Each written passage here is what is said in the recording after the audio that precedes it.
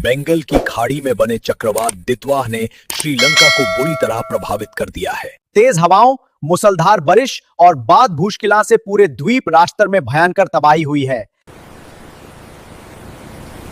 श्रीलंका के आपदा प्रबंधन केंद्र डीएमसी के अनुसार शनिवार सुबह 9 बजे तक कम से कम 123 लोगों की मौत हो चुकी है, जबकि 130 अन्य अभी भी लापता हैं। ये आंकड़े पिछले कुछ दिनों की लगातार बढ़ती तबाही को दर्शाते हैं। जहां शुरुआत में 40-50 मौतों की खबरें थी, जो अब 129 तक पहुंच गई हैं।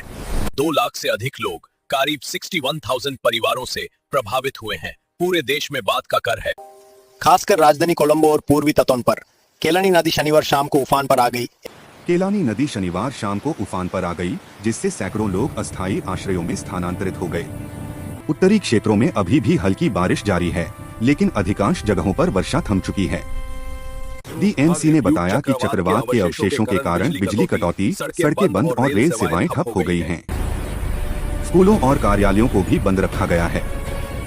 चक्रवात दितवाह 24 नवंबर से श्रीलंका के आसपास सक्रिय हो गया था। यह धीरे धीरे उत्तर पश्चिम दिशा में बढ़ा और 26 नवंबर बुधवार को पूर्वी तट पर लैंडफॉल कर गया। उसके बाद 28 नवंबर शुक्रवार को तेज हवाओं 50 से 70 किलोमीटर प्रति घंटा के साथ भारी बारिश शुरू हो गई, जो रिकॉर्ड स्तर पर पहुंची। कुछ इलाकों में 24 घंटों में 300 मिली से अधिक। इससे भूस्खलन और बाढ़ ने पूरे द्वीप को घेर लिया। सबसे ज्यादा तबाही पूर्वी और मध्य पहाड़ी इलाकों जैसे बदुल्ला, नुवारा एलिया में हुई। कोलंबो की सड़कें जलमग्न हो गयी, जहां लोग नावों या अस्थायी राफ्ट पर घूमने को मजबूर हैं। मौतों में महिलाएं और बच्चे शामिल हैं। लापता लोगों में कई वे हैं जो भूस्खलन में फंस गए। डीएमसी प्रमुख प्रदीप कोटुवेगोदा ने कहा, चक्रवात अब भारत की ओर जा रहा है, लेकिन श्रीलंका में राहत कार्य तेज हैं। सेना की मदद से बचाव अभियान चल रहे हैं। भारत ने एक बार फिर नेबरहुड फर्स्ट नीति को साकार किया।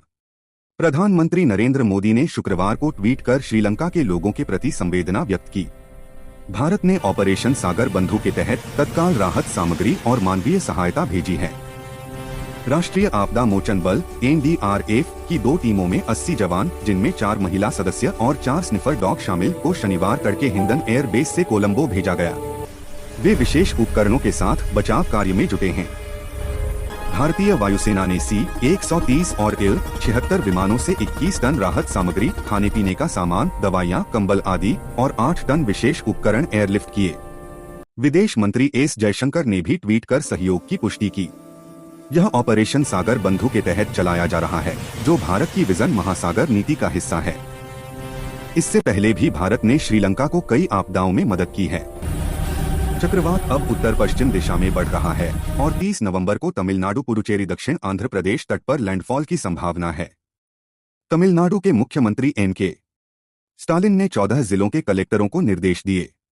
एनडीआरएफ की अतिरिक्त टीमें अरक्कोनम से तैनात हैं। पुडुचेरी में 16 एसडीआरएफ और 12 एनडीआरएफ जवान अलर्ट पर हैं।